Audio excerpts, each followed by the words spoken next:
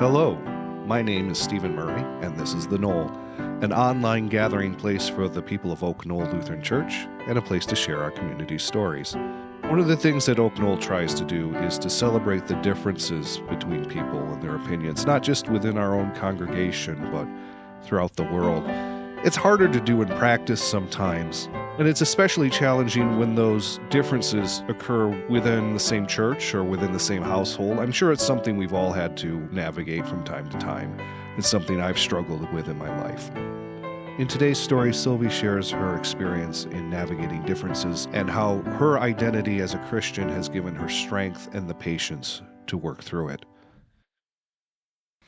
It's a fairly common thing in society for religious and political views to be passed down from parents to their children. Children grow up immersed in the beliefs of their immediate family members and quickly learn the reasons they should think alike.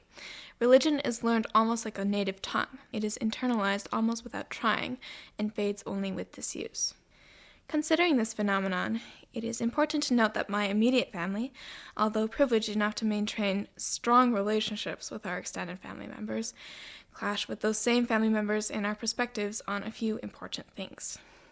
My parents grew up in a particular Finnish Lutheran church, which I remember my cousins always referring to as the Lutheran church when I asked them where they and my grandparents went.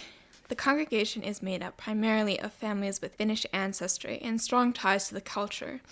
You can't walk into the place as a Finn without at least a dozen people knowing your name, your grandparents' names, and your ancestry dating back to some lady you've never heard of. Families are deeply valued, and large households are encouraged, the result being that the entire church is lit up with the joyful noise of probably over 100 children engaged in play. Mothers and fathers are devoted, and everyone has a strong faith in God. Commitment to family life is augmented by an emphasis on careers not taking away from the time spent caring for children, so both men and women generally work jobs that allow them ample time to cultivate their family lives. Humility is key, and members of the church take special care not to tamper with their God-given bodies, partially by abstaining from drugs and alcohol completely, and partially by choosing not to wear makeup, pierce their ears, dye their hair, or get tattoos. Perhaps most famously, this Finnish tradition frowns upon dancing, which was why my grandparents could never come to my dance recitals when I was young. This church does not ordain female pastors, and to my knowledge, women are not allowed to have leadership roles within the church. At weddings, it is stated in the marriage vows that the man is the head of the woman, as Christ is the head of the church.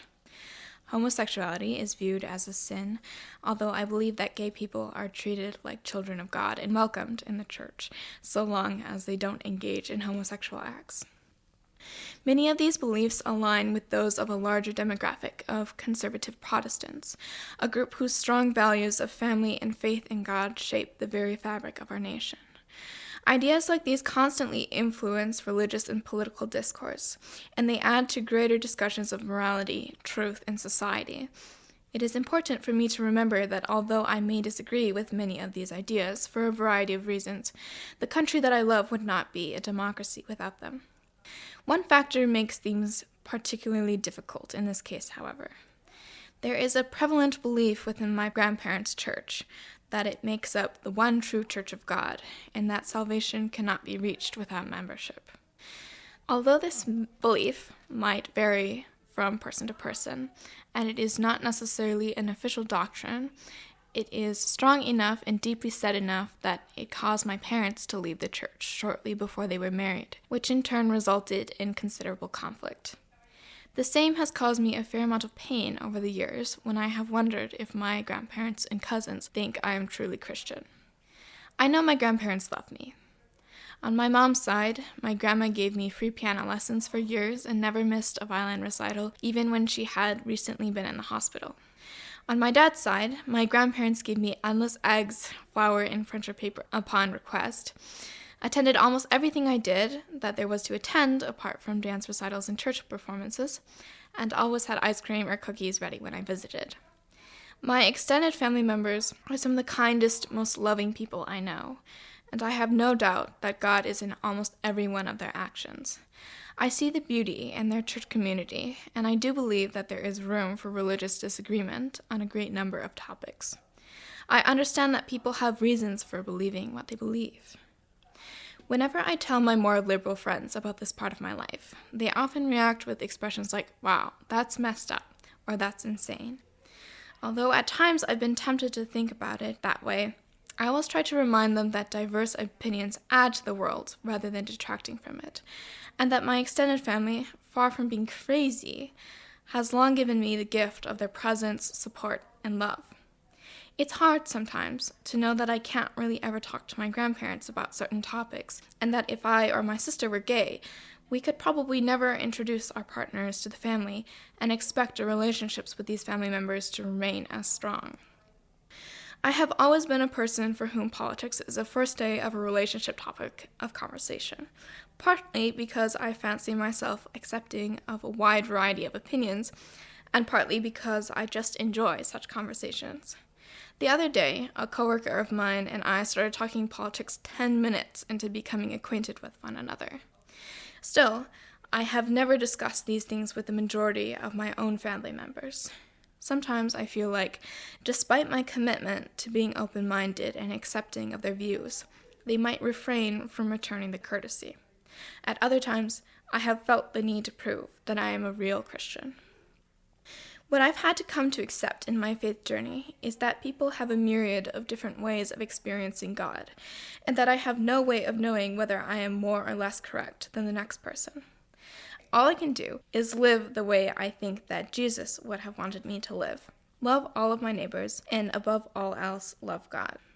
I have to understand that everyone in my life is doing his or her best to do the same. I love my religiously conservative family members and friends with all my heart, and I know that even if they do quietly disapprove of my faith, they would stop at nothing to show me in any and every way possible that they care about me more than words can express. Religion may always be a point of contention within my extended family, but I believe it is God that allows us to have great love for one another despite our differences. At this point in my life, I feel that God is calling us as his people to grow closer together, to become more united, rather than pushing those who disagree with us away. Right now, I seek to do my part in this by playing music, which is a universal language, and by being curious about the thoughts and perspectives of people who disagree with me. In the future, I want to write a book that changes the world. Whatever God has in store for me, I know that he has the power to transcend all things, and that by following in Jesus' footsteps, I can find a way to love all people, no matter how different their opinions. I am blessed to have the family members that I do have in my life, and I hope never to forget that.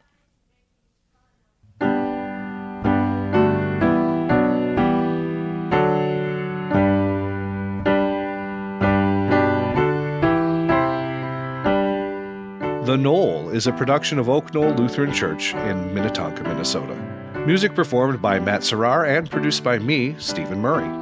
If you would like to learn more about Oak Knoll Lutheran Church, please visit us on the web at oklutheran.org or check out the live stream of our Sunday worship on YouTube every week at 9:30 Central. If you would like to share your story as part of the Knoll podcast, you can find information on how to get involved on our website. Thanks for listening, and God bless.